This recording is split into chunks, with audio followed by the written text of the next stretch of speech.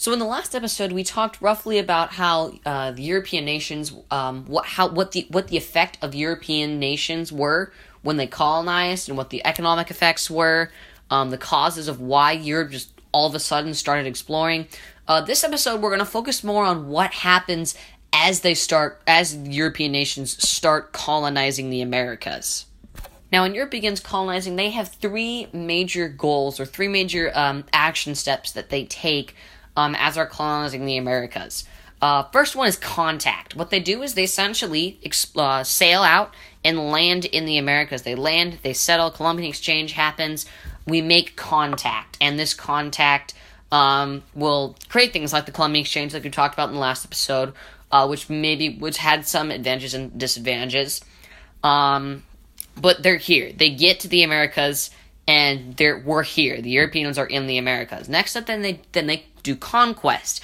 They seek for land to rule for the various reasons. We talked in the last episode about, the causes, main reasons, but we talked about those main big idea various reasons were the three G's, gold, glory, and God or gospel. And then finally, they transform the Americas. They extremely change the society, the economy, and the demographic of the region. In this transformation that I talked about before, it's not necessarily going to be all rainbows and unicorns, peace treaties, and that kind of thing. It's going to be pretty mean, brutal, and gruesome. I never said that the history of the world was rated PG now, did I? You're going to have to suffer through a 20 to 30 minute long PG-13 podcast. I'm sorry, guys. This is APUSHLESS, the show where I attempt to teach the AP United States History curriculum in such a way that you don't have to put in any effort at all. That's right, there's no homework, textbook readings, writing, tests, or primary source documents. I'm your fellow student and host, Trevor Bushnell. We'll learn about Europe transforming the Americas once we contact you about this little piece of information. Support for APUSHLESS comes from Google Sites. As you can tell by this side project podcast of mine, I like taking on new projects because they keep me busy and entertained, especially when you're taking a class like APUSH. And since this is more of a hobby for me, and I need an easy and effective way for me to get my ideas out to the world free of charge, I just kind of need a free, easy website creator, and this is where Google Sites comes into play. Google Sites is a website creator like Weebly and Squarespace that's totally free of cost, outplaying Squarespace in that regard. And aside from purchasing a domain, there is no upgrade cost to get everything Google Sites has to offer, making it better than Weebly. Their easy-to-use interface is so simple that even someone who's never had any experience coding at all can create a stunning website with Google's easy platform. You can even edit your website on your smart device for updating on the go. And now, my listeners can also check out my website. Go to sites.google.com/site/APUSHLESS, that's all lowercase, to get episodes, show notes, and resources. And go to sites.google.com to begin creating your own website, free of charge. Alright, I know, we keep talking about the Spanish. It's always about the Spanish and the Portuguese. Well, let's be perfectly honest, they were really the first people to settle in the Americas. The Brits really didn't come till, a couple hundred years later. They came to the Americas roughly, think about it. Christopher Columbus sailed the ocean blue in 1492. America doesn't even show up on the scene till about the 1600s. So that's about more like a 100-year jump, because it's 1492, so it's closer to 1500, but still. Britain and England don't really come onto the scene, and America doesn't, our America that we talk about, U.S. history, doesn't really come into the scene for another couple of years. That's why we have to spend a bunch of episodes on world history. I'm sorry, guys, you're gonna have to deal with me. But anyway, let's take a look at the Spanish and Portuguese models and how they began settling in the New World. So as I said, the first New World settlers were sponsored by the Spanish and Portuguese, and the presidents brought academics that completely decimated the Indians. We'll talk about this decimation a little bit later. They also created a racially mixed population out of an intermixture of Spanish settlers, slaves, and Indians. We'll talk about that caste system near the end of the episode as well. So, let's talk about Portugal and Spain as they lead the way to the Americas. Prince Henry the Navigator, we talked about him starting the Age of Exploration. He guides Portugal in an attempt to find new trade routes to Asia. The way he tried to do this was he moved down Africa around the Cape of Good Hope, which is around the southern tip of Africa, and attempted to cross the Indian Ocean in order to get to China and India. Now, Bartholomew Diaz, I think that's how you say his name, but he was an explorer that finally sails around the Cape of Good Hope in 1488, but Vasco da Gama is the first one to reach India in 1498, about 10 years later.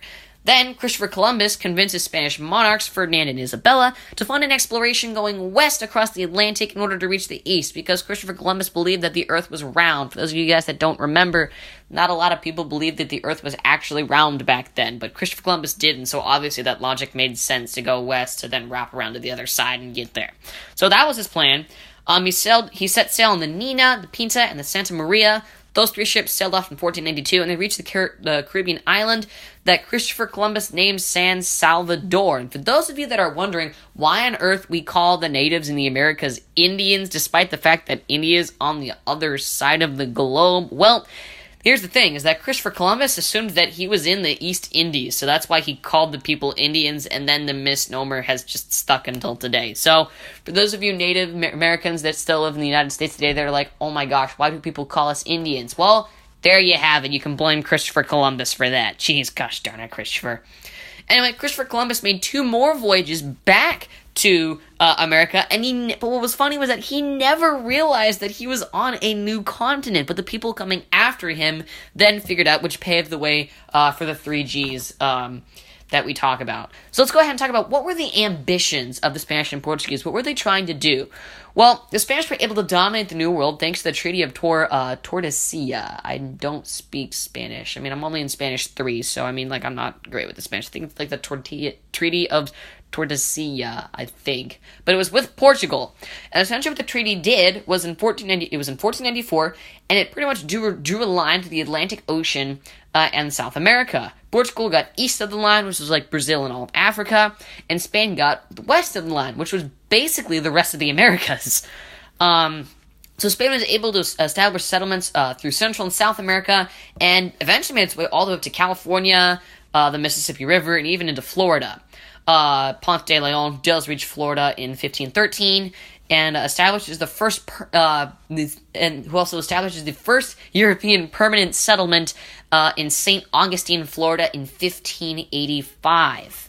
Let's go ahead and move on and talk about the conquistadors for a little bit. So the Spanish fought native Indians to secure territory, and they transformed the economy and society while destroying the native population at the same time. These were what the conquistadors were doing. These conquistadors were the Spanish that were fighting the native Indians to get the territory. The 16th century saw brutal fighting as the Spanish continued to secure territory, and there was major violence that led to the defeat of the Aztecs. Those of you that have taken world history or know a lot about world history, you guys know about the Aztecs. The Aztec defeat was led by Hernan Cortez and was from 1518 to 1521. You guys also took world history. You guys remember the Incas. Incas were defeated by Francisco Pizarro in 1532. Now, here's the thing. The Indians had no immunity to the germs and diseases that the Spanish settlers unintentionally brought to the Americas. So they brought things like bubonic plague, influenza, cholera, scarlet fever, but most notably, and the one you should definitely know, is smallpox. 50 to 90% of Indians died of disease between 1500 and 1650. Hispaniola, which is the island that has Haiti and the Dominican Republic, went from a population of 1 million to 500 in a matter of years because of this disease. Now, the decline of the Indian natives was not just disease. There was also warfare, conquest, harsh working conditions, and racial superiority that led to the decline of the Indians. But this is something you guys need to remember, especially if you're taking APUSH, because a lot of APUSH students get this wrong. The main cause of the decline of the American Indians was disease, not warfare. A lot of students think that, all the fighting was what killed off all the natives. Because, I mean, look at the defeat of the Aztecs and the Incas. It really was disease that was the major cause of the decline of the American Indians. You guys remember we talked about the Columbian Exchange in the last episode. We focused on Europe. Let's go ahead and talk about the Americas really quickly. Livestock and foods germs that went from Europe to the Americas were germs, sugar, wheat, bananas, goats, cows, and chickens. Another thing that came from the Europe to the Americas was the horse, and the horse revolutionized and transformed native cultures, especially in the Great Plains area. Yes, now we can finally use our amazing American culture to talk about Indians that wear headdresses and ride horses all over the place, alright? So as the Spanish are in the New World, they exploit all of the resources that are in the New World. Because we think about it, they don't really have a lot of these resources in abundance, or just straight up don't have the resources back in Europe. The Spanish turned the force of Indian labor into something called the encomienda system. I'll talk about that in a little bit. But the system was used on plantations as well as when extracting gold and silver. The native labor was also eventually replaced by slavery. That's at a later time. We'll talk about slavery later. Let's talk about silver in the encomienda system real quick. So the Spanish created a system to mine gold and silver and then ship it back to Spain. And because of this, Spain eventually becomes the wealthiest country in Europe. How does the encomienda system work? Well, settlers granted the land and right to use natives for labor, kind of similar to old world feudalism. And then encomenderos could manage. These are the settlers that were granted the land and the right. Those are them. The encomenderos could manage their land as they pleased, so long as a percentage of the gold and silver eventually came back to Spain. Now, this system led to extreme, brutal treatment of the natives. You see mixed thoughts in this. You see Bartolome de las Casas, I think that's how you say that, who fights for the treatment of the natives. And then the crown reforms the government in the New World, which leads to the Repartimento in 1549. And this Repartimento wasn't really even that helpful because the treatment of the natives actually didn't really improve that much, and really all it ended up doing was let the Spanish crown have a lot of control over Spanish America. Before we move on, let's talk about some parallels or similarities between the Spanish New World versus the English New World that's going to come later. You guys probably know a little bit about the English New World. Maybe some of the details I say you might not realize, but it's always going to make connections in history. It gets you thinking and that kind of thing. So in both the Spanish New World and the English New World, the crown, or the government, like the king and queen, initially gave governors a chance to rule themselves in the New World. You think about it with these colonies, they try and work on their own. In the Spanish, you see that, with the encomienda system, all that kind of stuff. And as well as in English, you see the 13 colonies kind of just doing their own thing, separating themselves from England. And then another similarity is that the crown eventually comes back to exercise direct control of the New World, such as in New Spain, we just talked about the Repartimento, and in English America, we eventually had the Dominion of New England, and all of those taxation without representation that you're going to learn about later. Alright, let's go ahead and move on to Spain and the African slave trade. So eventually, the encomienda system is going to decline and be abolished, and it's going to lead into slavery. Yeah, that dreaded little subject that we all hate talking about.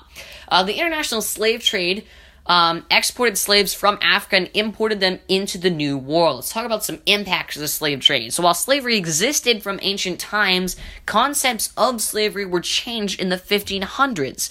Africans were now slaves for life once they were taken in as slaves. Children of slaves were also now considered slaves. That was something that wasn't back in the day. Also, then slaves were considered property with no rights. Another major change. Two major impacts of that. Well, one, you have strong young people taken as slaves who would grow up to lead the villages, and this is back in Africa. So that weakens the African government and the African communities over there. And the introduction of European manufactured items will eventually undermine traditional African economy, making the Africans even less popular than they were. Now, there were many forms of resistance to slavery once the Africans eventually got to the New World. So African slaves attempted to preserve traditional cultural patterns and to maintain a sense of autonomy. One way they did this was these communities called Maroon Communities. Now, Maroons were Africans who escaped New World slavery to develop independent communities. Now, many were located in either Brazil or the Caribbean, and communities were formed by first-generation slaves out of Africa. Now, Maroons had the best way to preserve their culture because they didn't really have the Spanish that were absolutely controlling them, and so they were free to do whatever they wanted, making their culture a little more easier to keep up with. The use of medicinal herbs with drumming and dancing during healing rituals was a cultural aspect that stayed, as well as other traditions survived for a while because of these Maroon communities. We have the Palmeiras, this in Brazil in the 1600s. with 30,000 plus residents and remained independent until Portugal conquered them in 1694, another group of kind of marooned slaves and that kind of thing. Then the English took Jamaica from Spain in 1655, and once that happened, the enslaved Africans fled to join communities of the Arawak Indians, and Maroons eventually controlled large areas of Jamaica's interior. That's when English takes Jamaica from Spain in 1655. To cap things off, let's take a look at the social structure of Spanish America. Now, Spanish colonists developed an elaborate caste system in the New World and incorporated the Indians and Africans into it as well. But the Spanish colonists were very careful in establishing the status of each group to make sure that the Indians and Africans were, well, quite frankly, sucking at the bottom. So, let's take a look at what they called the Caste System. They called it Casta because it was a way to describe the variety of mixed races, because there was a lot of intermixing in the New World. The reason there was a lot of intermixing in the New World is because the Spaniards outnumbered the natives, and Spanish men outnumbered Spanish women, which means that men were marrying the natives and African slaves and that kind of thing. It got really, really crazy and weird. I don't want to go into it, but let's take a look at the caste system from top to bottom. So at the top, you have the Peninsulares, which were born in Spain. And then next up, you have the Creoles, which were born in the New World, but their parents were both Spanish. Now, the Peninsulares and the Creoles made up 1 to 2% of the population in Spanish America. Then we move on down. We have the Mestizos, which are children of Spanish men and Indian women. That's 4 to 5% of the population. You go down another level, you have the Mulattoes, which are children of Spanish men and African women. And then you move to the very, very bottom, which are the natives, the American Indians, and the Africans. And then, I don't have it included here because those were the major ones you need to know, but the Spanish even developed even more classes based on the background of the individuals. It got very, very crazy in Spanish America. I'm glad that what if it's like, and then there's the German mulattoes and the Italian mestizos, and I just would die if I had to live in that. We'll cap things off once you take a look at this. APUSHLESS is brought to you by SoundCloud. SoundCloud is the best way to find all the music you like for free. You can search for a certain artist you like, or if you're just interested in listening to a certain track like Super Mario Bros. Theme or Phineas and Ferb title song, you can search for just that too. On top of that, if you enjoy creating music as a hobby, you can create a SoundCloud account and upload the music that you create for others to listen to. You can also design the space where people listen to your tracks by changing your profile picture, giving a short sentence about what you do, or giving a web link to where people can find out more about you. And now my listeners can get SoundCloud episodes, or get episodes of this podcast off of SoundCloud. Go to www.soundcloud.com/APUSHLESS and to begin searching for music and uploading your music for free of cost, go to www.soundcloud.com.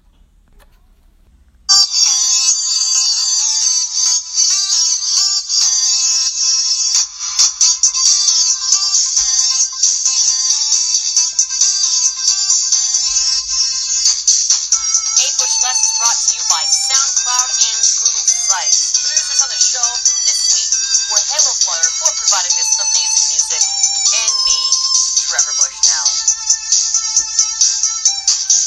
To find the show notes for this episode as well as any other amazing resources to help you learn about the history of the United States, go to sites.google.com/site/APUSHLESS. That is all lowercase.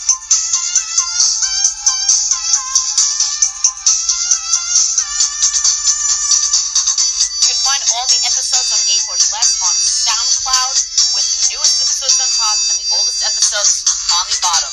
Check it out at soundcloud.com/APUSHLESS. You can also download our episodes if you would like the download option. The link is on the sites.google.com/site/APUSHLESS/episodes. If you'd like to contact us for any reason or to leave an amazing review, email us at feedback.apushless@gmail.com. I absolutely love reading your emails and hearing what I do that's great and what I should change. We're a group of history nerds based out of the small Pacific Northwest town of Fresno, Washington. Thanks so much for tuning in, and we'll see you in the next episode.